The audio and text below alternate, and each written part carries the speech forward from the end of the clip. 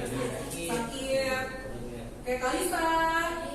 Hari ini kita mau belajar teks cerita pendek. Sebelumnya Ibu mau memberitahukan dulu tujuan pembelajaran kita hari ini. Yang pertama, setelah membaca teks cerita pendek yang berjudul Senyum Karyamin, karya Ahmad Tohari di PowerPoint yang nanti Ibu Meli akan sediakan, kalian dapat merancangkan pengalaman dan gagasan dalam bentuk cerita pendek. Lalu yang kedua, kalian dapat menuliskan pengalaman dan gagasan dalam bentuk cerita pendek dengan memperhatikan struktur dan aspek kebahasaan melalui media storyboard. Nah, nanti kita akan buat medianya menggunakan aplikasi Canva. Kita akan membuat yang namanya storyboard. Nah, seru pastinya ya anak-anak. Lalu yang ketiga, kalian dapat melakukan publikasi terhadap cerita pendek yang telah dibuat melalui media storyboard pada aplikasi Canva melalui Instagram. Jadi ketika nanti kalian sudah buat anak-anak, kita akan posting di Instagram sekolah kita. Anak-anak, sebelum kita masuk ke dalam pembelajaran, apa yang kalian lihat di depan ini? Bendera merah putih. Bendera merah putih. Ada yang lihat awan juga enggak? Iya. Rumput. Ada rumput. Oke, tapi sekarang kita fokusnya tidak ke rumput dan ke awan-awan yang biru itu ya, anak-anak ya. Tapi kita fokus kepada benderanya. Kalau menurut, mungkin Miss Meli mau tanya dulu pada setiap daripada kalian, menurut pandangan kalian, bagaimana ya jika bendera merah putih tidak dihargai oleh orang-orang di sekitar kalian? Apa sih yang kalian lakukan? Tanda orang tersebut agar lebih memperhatikan kalau bendera merah putih itu lambang dari negara itu. Oke, ada lagi? Terima kasih Evelyn. Tapi terus dulu buat Evelyn. Nah, kita akan masuk ke dalam pelajaran kita, yaitu cerita pendek. Nah, Ibu akan menampilkan satu video. Ini satu video cerita pendek. Namanya Senyum Karyamin. Judulnya Senyum Karyamin oleh Ahmad Tohari. Anak-anak yang perlu diperhatikan, untuk karya Ahmad Tohari ini tentang Senyum Karyamin ini sudah sering banget diperdengarkan, terus dibaca oleh khalayak orang. Karena apa? Karena kalau Ibu ingat pada saat masih ada ujian nasional, dulu kakak-kakak kelas kalian sering banget di ujian nasional itu cerita pendek Senyum Karyamin berjudul Senyum Karyamin, karangan Ahmad Tohari. Karyamin melangkah pelan dan sangat hati-hati. Beban yang menekan pundaknya adalah pikulan yang digantungi dua keranjang batu kali. Dapatkan anak-anak dari cerita kehidupan apa yang kalian dapatkan dari Senyum Karyamin ini yang tadi kita sudah dengar? Bagaimana Cedric? Enggak. Ya, Evelyn silakan. Hidup itu penuh perjuangan, Pak. Tapi kadang kita ada di atas, kadang di bawah. Jadi kita tetap harus berusaha. Oke, wow, luar biasa sekali jawabannya. Next, Miss Meli akan kasih satu gambar, ya. Pasti kalian juga pernah lihat. Tapi Miss Meli sebelum kita lanjut lagi, Miss Meli mau, ya, Miss Meli ada satu gambar anak-anak yaitu pertemuan dengan makhluk buas. Miss Meli buat ini judulnya, tapi gambarnya seperti ini. Coba kita mau buat satu cerita. Siapa dulu yang mau mulai? Oke, Steven. Hari itu Joko sedang mendaki gunung. Hari itu Joko sedang mendaki gunung. Ada yang bisa melanjutkan? Cedric? Tiba-tiba Joko mendengar sebuah suara di balik rerumputan. Tiba-tiba Joko mendengar suara di balik rerumputan. Ya, Steven lagi, boleh. Serigala itu langsung mengejar Joko, dan saat dikejar Joko langsung berlari ke arah hutan. Di dalam cerita pendek itu anak-anak ada yang namanya unsur intrinsik. Sebelumnya kita harus ketahui dulu apa sih unsur intrinsik ini. Unsur intrinsik ini adalah satuan terkecil yang membentuk suatu cerpen. Di dalam unsur intrinsik ini anak-anak terdiri dari beberapa hal yang nantinya kita mau pelajari. Oke, di sini ada penokohan dan tokoh, ada tema, ada alur, ada latar, ada amanat, ada sudut pandang. Kalau mudah untuk diingat ya, penilaian harian, kalau nanti kita ada PAT dan US, kalian bisa singkat dari penokohan, alur, tema, latar, amanat, sudut pandang menjadi PT Atlas. Ya, itu kita rinci kembali. Oh, unsur intrinsik itu kalian tinggal ingat aja. PT Atlas ada penokohan, tokoh, alur, terus tema, latar, lalu amanat dan terakhir adalah sudut pandang. Ya. Baik. Kalau penokohan, berbicara mengenai penokohan anak-anak, penokohan ini adalah pemberian sifat pada tokoh. Ya. Berbeda dengan tokoh. Seringkali kita tuh suka kebalik, penokohan apa ya, tokoh apa. Nah, ini yang membedakan. Kalau penokohan itu pemberian sifat pada tokoh atau pelaku pada yang ada dalam cerita, sedangkan tokoh merupakan pelaku. Yang kamu sendiri, bisa teman kamu, itu adalah tokoh.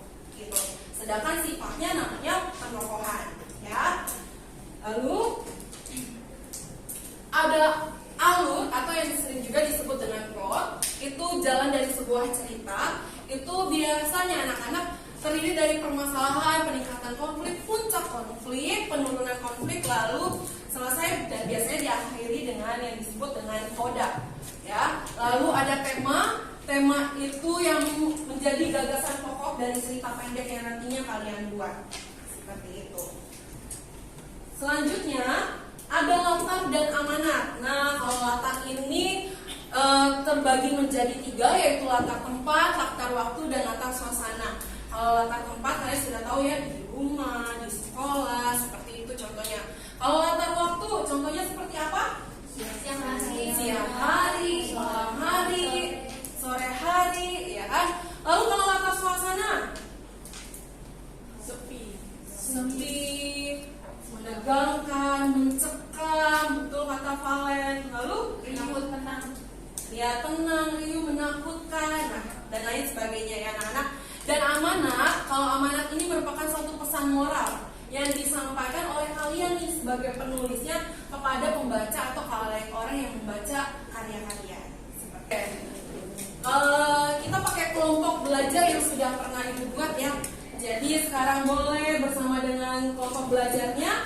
Nanti kita akan buat yang seperti tadi di awal ibu sampaikan tujuan pembelajarannya. Kita akan membuat cerita pendek menggunakan storyboard dengan aplikasi Canva. Silakan bersama dengan teman-teman kelompoknya. Kita berada dalam sekolah yang berbeda.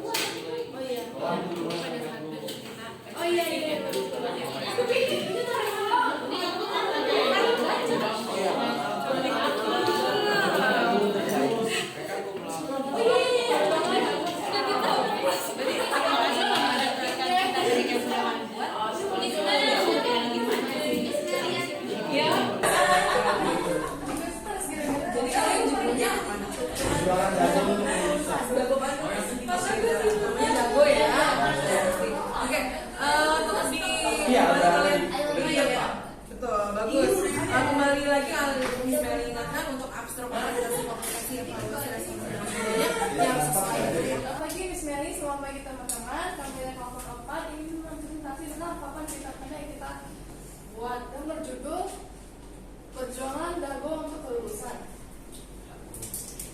Untuk bagian abstrak, pagi itu Dago sedang bertugas ke sekolah bersama 2 temannya, Arjuna dan Haikal. Muka ketiga siswa itu terlihat sangat cerah menyambut hari terakhir ulangan akhir tahun mereka. Mereka berjanji akan bertemu di gerbang sekolah. Penyimpannya itu 2 tawarik 15 ayat 7. Tetapi kamu ini kuatkanlah hatimu, jangan lemah semangatmu karena ada upah bagi usahamu. Namun kamu jadilah kuat dan jangan biarkan tanganmu menjadi lemah. Ada upah untuk pekerjaanmu. Sekian presentasi dari Ibu akan melihat juga sudah sejauh mana yang kalian tahu tentang cerita pendek. Ibu kasih 10 soal pilihan ganda untuk kalian kerjakan. Ini untuk menilai sejauh mana kalian sudah mengetahui materi cerita pendek ya. Boleh.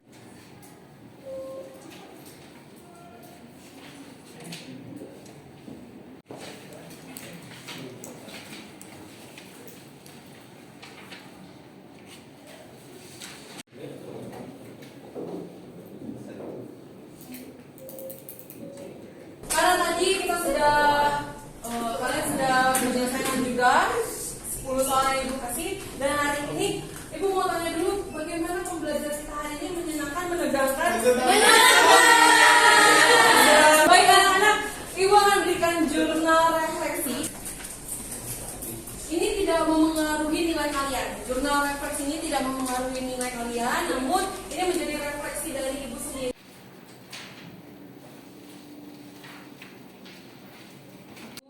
Perbaiki kembali ya. Selamat menulis anak-anak.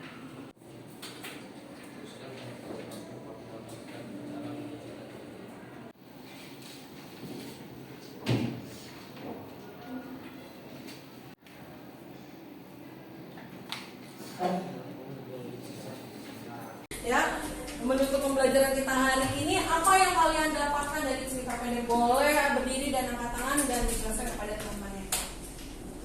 Silakan, Evelyn.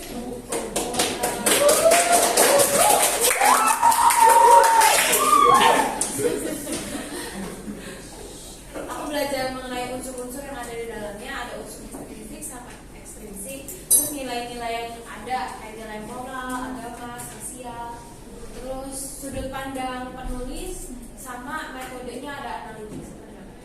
Oke. Ya, dan di minggu atau di pertemuan berikutnya kita akan belajar kembali secara rinci mengenai unsur intrinsik dan unsur ekstrinsik. Oke anak-anak, baik anak-anak, itu saja pembelajaran hari ini. Sebelumnya ibu mau katakan kepada kalian, kalian adalah anak-anak yang hebat, anak-anak yang pintar, dan anak-anak yang luar biasa. Dan oke,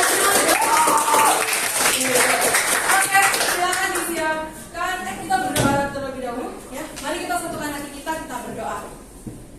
Terima kasih Bapak untuk hari ini. Kalau hari ini kami boleh belajar dengan baik dan maksimal Tuhan, itu semua karena penyertaan-Mu buat setiap daripada kami. Sebentar kami akan menyelesaikan pembelajaran kami yaitu bahasa Indonesia, dan kami akan mengikuti pembelajaran lainnya Tuhan. Kau yang memberkati setiap anak-anak hamba di tempat ini, biarlah mereka bisa menjadi terang buat orang-orang di sekitar mereka. Terima kasih Tuhan, inilah doa dan ucapan syukur kami di dalam nama Yesus. Kami sudah berdoa dan mengucap syukur. Amin. Oke.